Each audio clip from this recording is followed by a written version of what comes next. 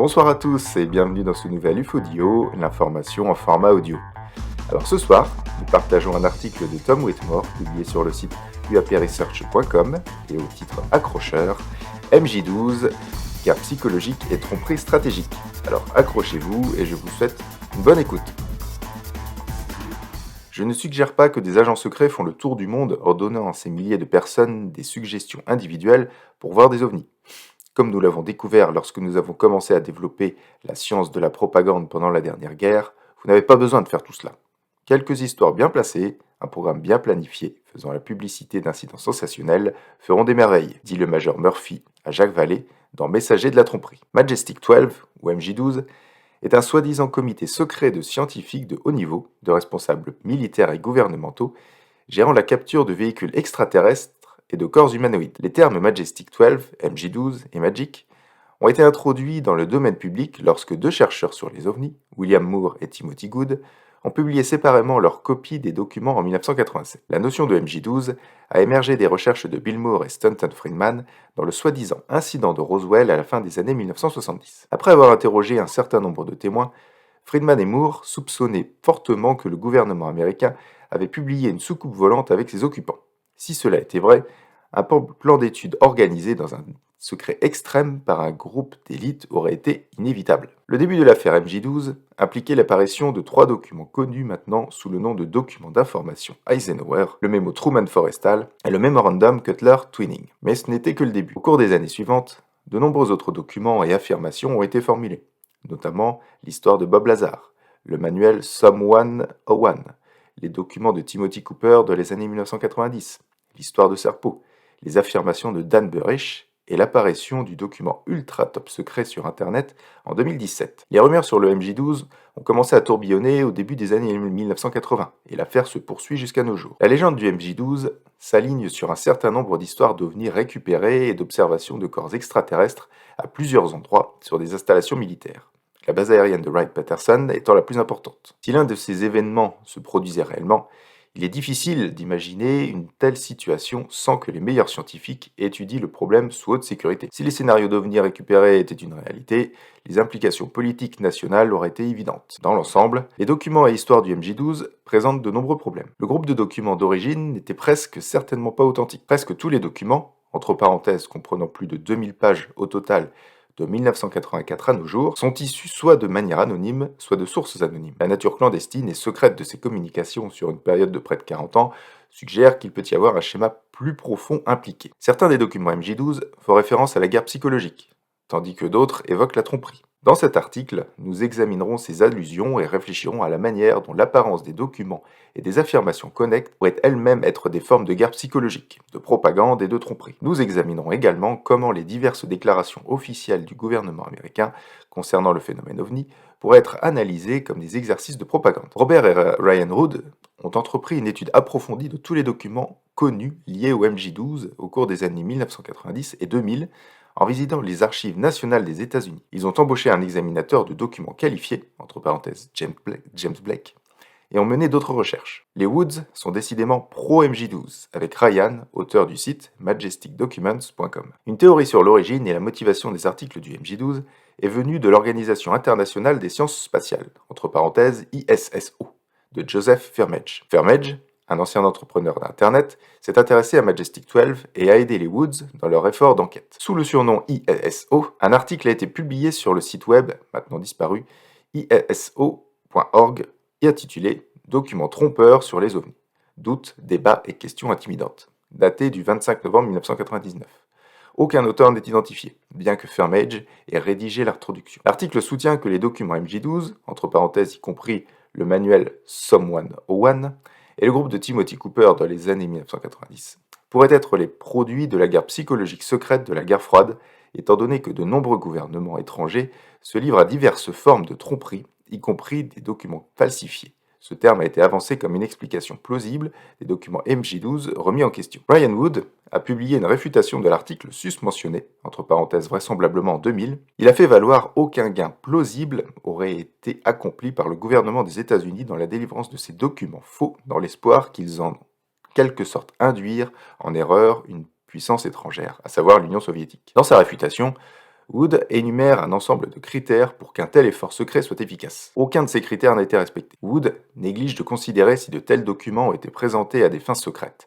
L'objectif aurait pu être d'attirer des agents étrangers à des fins de surveillance et de suivi. En 1950, les décideurs politiques américains étaient extrêmement préoccupés par la perspective que Staline envahisse l'Europe occidentale. Une série d'événements, y compris le Long Telegram de George Kennan, le discours de Churchill sur le rideau de fer en mars 1946 et le blocus de Berlin en 1948 ont conduit à une réflexion approfondie de la part de hauts responsables américains sur les mesures à prendre pour contrer l'agression soviétique. Une stratégie militaire ne suffit pas, et les techniques psychologiques prennent une importance croissante. Le Conseil de stratégie psychologique, entre parenthèses PSB, a été formé en 1950. Le département d'État a initialement proposé que le PSB relève de sa compétence, mais le président Truman l'a placé sous la tutelle du Conseil de sécurité nationale dans une directive secrète en avril 1951. La guerre psychologique est l'application de la propagande à des fins spécifiques. Les États-Unis ont commencé à utiliser la propagande pendant la Première Guerre mondiale et ont sérieusement étudié et appliqué les principes de propagande et de tromperie pendant la Seconde Guerre mondiale.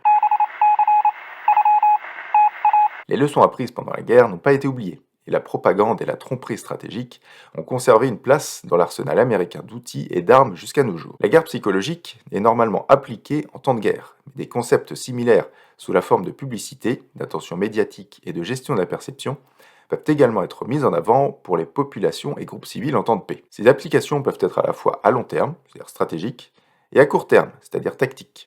Que la propagande et la tromperie soient efficaces, les planificateurs doivent avoir une compréhension approfondie de la mentalité d'un groupe cible. En temps de guerre, un gouvernement cible les troupes ennemies et les civils tout en maintenant le moral de sa propre population militaire et locale. En temps de paix, les conventions des opérations psychologiques sont utilisées dans l'exécution des politiques tant nationales qu'étrangères. L'activité médiatique pendant le Vietnam et d'autres guerres américaines en fournit de nombreux exemples. Alors que pendant la guerre froide, des préceptes stratégiques à long terme ont été appliqués, des tactiques spécifiques auraient pu être dirigées vers des groupes nationaux plus petits. La question de savoir si ces doctrines auraient pu être pratiquées pendant le terme de la période OVNI moderne est un sujet de notre discussion. Pour nos besoins, nous définirons la propagande comme une information diffusée délibérément afin d'atteindre un ou plusieurs objectifs spécifiques. La propagande et les opérations psychologiques se chevauchent avec les programmes de relations publiques, de publicité, d'affaires civiles, de gestion de crise et d'information du public. Ces efforts sont parfois appelés gestion de la perception et influence stratégique. La propagande peut prendre trois formes: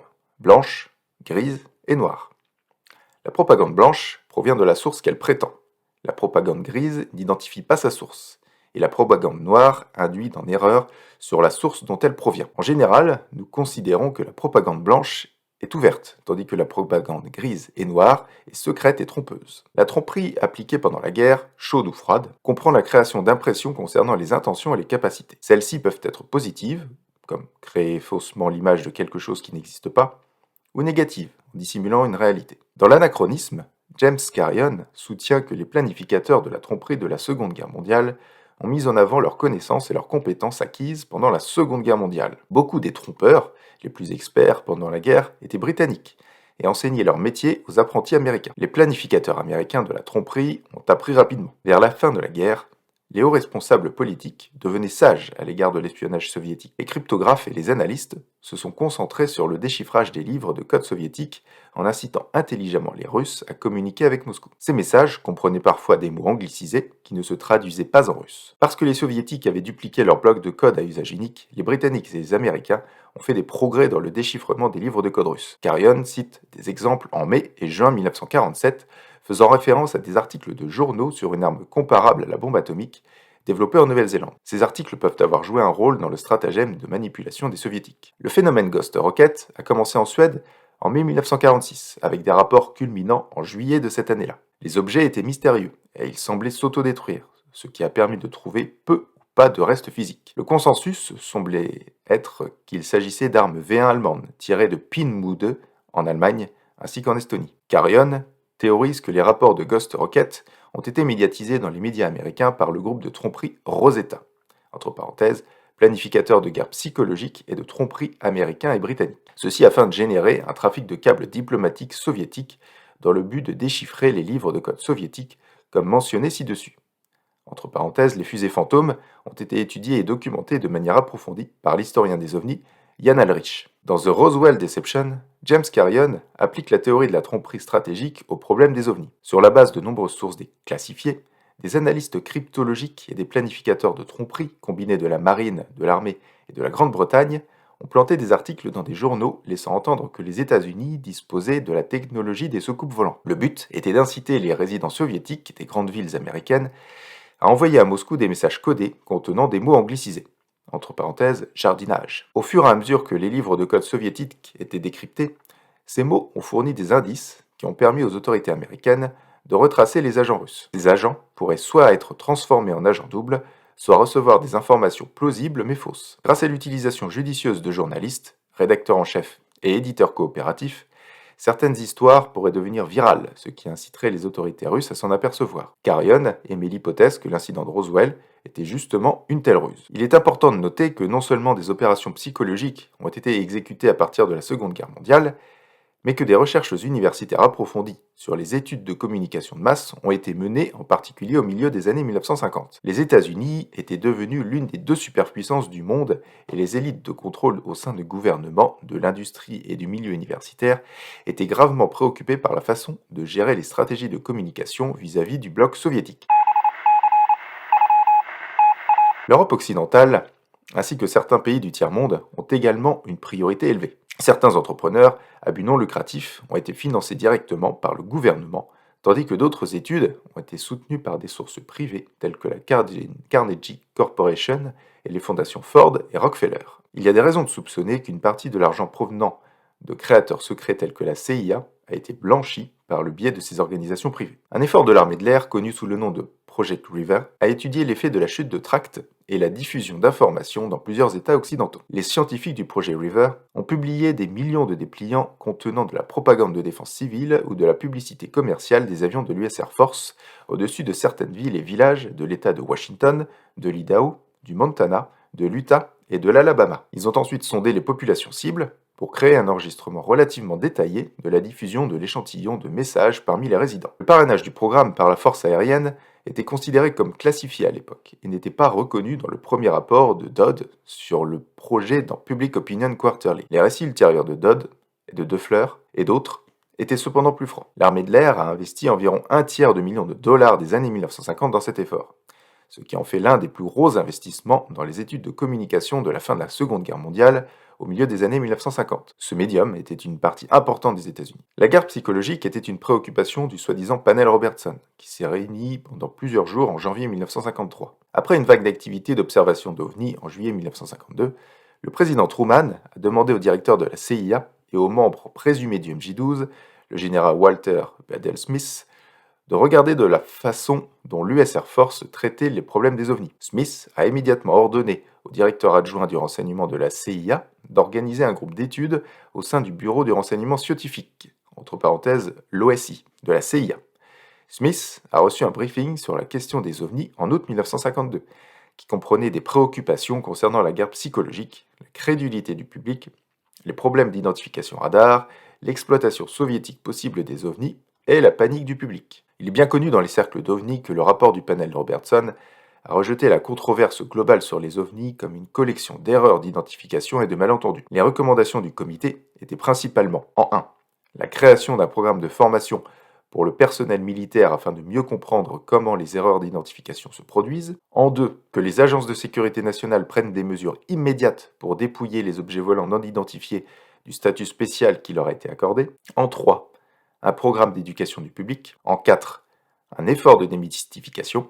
Et en 5. La surveillance de groupes d'études civiles sur les ovnis. L'historien des ovnis, Brad Sparks, a remarqué que le Bureau du renseignement scientifique de la CIA ainsi que l'Institut Battelle ont été joués par l'armée de l'air en se précipitant à travers l'événement du panel de Robertson. Il est important de noter que le général Samford, en 1952, souhaitait que le gouvernement s'appuie sur des données fiables, provenant de satellites et d'autres instruments plutôt que sur des rapports anecdotiques. Blue Book servirait d'effort de relations publiques jusqu'à ce que suivi par satellite soit accessible. Selon Sparks, l'arrêt de Blue Book en 1970 s'est produit en même temps que les systèmes infrarouges par satellite devenaient opérationnels.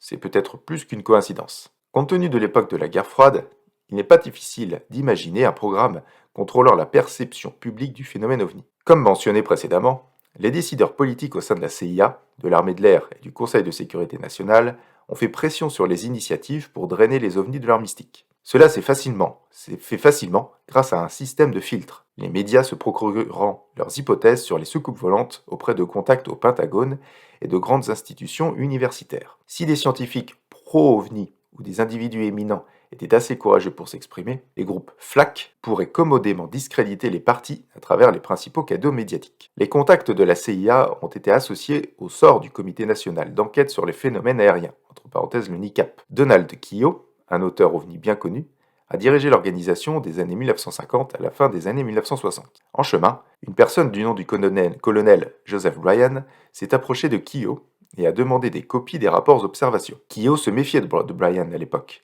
mais a cédé plus tard après que Bryan ait exprimé des sentiments pro-OVNI et a mis Bryan au conseil d'administration du NICAP. Dans les années 1960, le NICAP avait acquis la réputation d'avoir des personnes liées au gouvernement au sein de son conseil d'administration, comme l'ancien directeur de la CIA et le prétendu membre du MJ-12, le contre-amiral Roscoe Hillenkoetter. Les antécédents de Bryan ont conduit à des soupçons parmi les historiens des ovnis. Le colonel Joseph Bryan III est issu d'une famille de la haute société de Virginie. Il a servi avec distinction pendant la Seconde Guerre mondiale et a fait un passage au bureau de la coordination des politiques de la CIA, bureau de la guerre psychologique de 1949 à 1953. Il a servi dans les 3 branches de l'armée de terre, la marine et les forces aériennes, et a été promu colonel dans la réserve de l'armée de l'air. Bryan était un écrivain et un journaliste dans les années 1950 et a écrit un certain nombre de livres et d'articles. Il était membre du conseil d'administration du NICAP dans les années 60, alors que le NICAP déclinait sous la direction de Keough. L'incompétence de Keough a conduit à son éviction de son poste en décembre 1969. La séquence des conclusions du rapport Condon,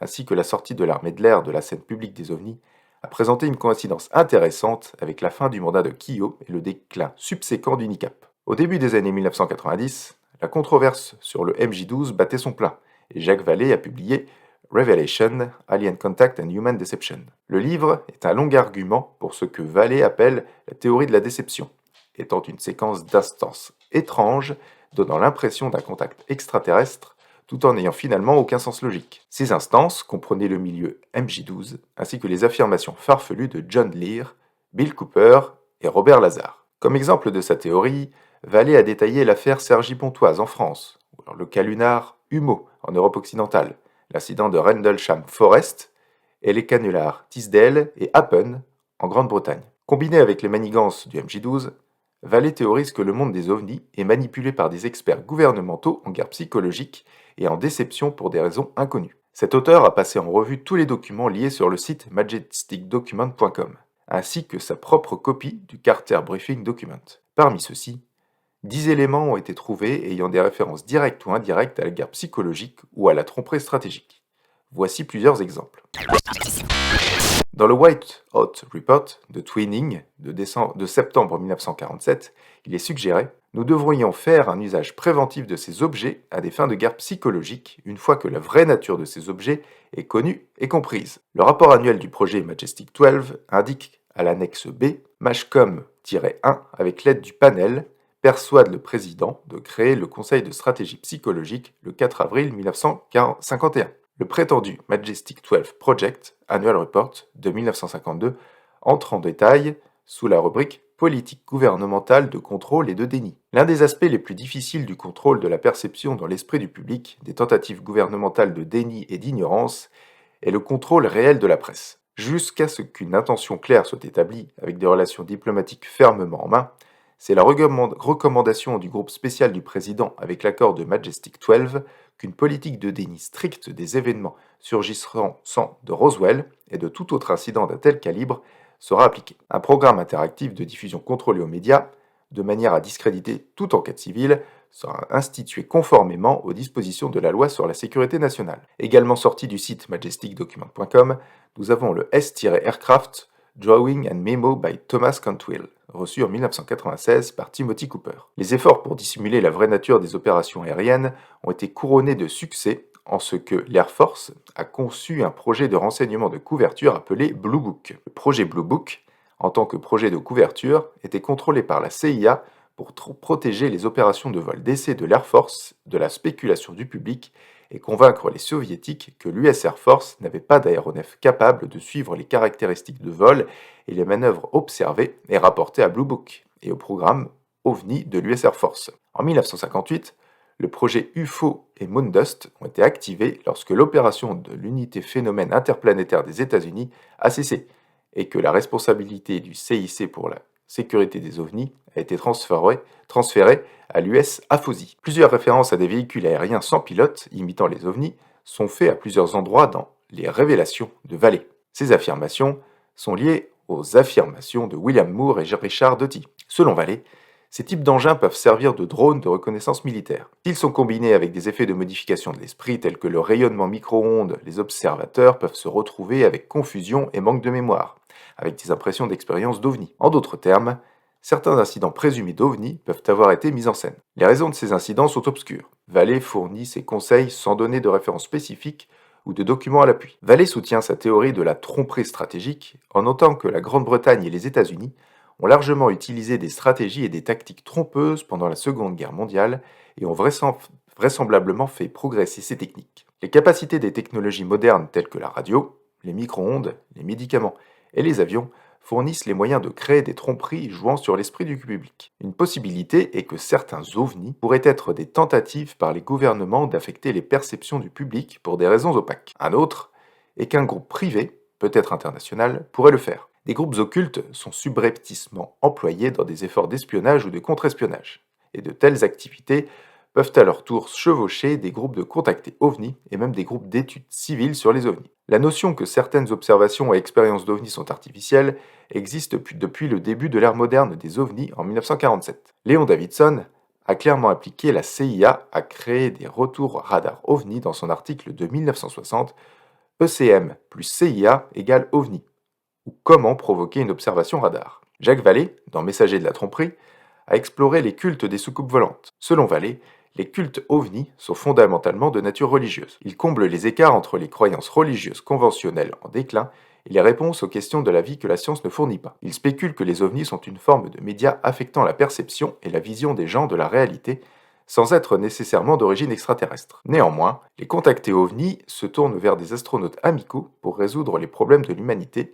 et créer des conditions utopiques sur Terre. Vallée a vu la croissance et le développement des sectes religieuses ovnis comme dangereux parce qu'elles pourraient être sujettes à la manipulation par des tiers. La communauté ovni a toujours eu des barrières pour obtenir une prise de conscience et une crédibilité auprès de l'establishment. Ces obstacles sont décrits dans Herman and Chomsky Manufacturing Consent, The Political Economy of the Mass Media. Leur livre détaille le cadre d'un système de filtre par lequel la plupart, sinon toutes les priorités nationales sont communiquées. Ainsi, nous pouvons voir la séquence des communications concernant les ovnis depuis la Seconde Guerre mondiale en termes de propagande. Le gouvernement, sous une forme ou une autre, a des antécédents en matière de déclarations officielles et de rapports sur les ovnis. Puisque les sources de ces rapports sont connues, elles peuvent clairement être considérées comme de la propagande blanche, avec peut-être quelques nuances de gris. Les documents MJ12 doivent cependant être considérés comme de la propagande noire.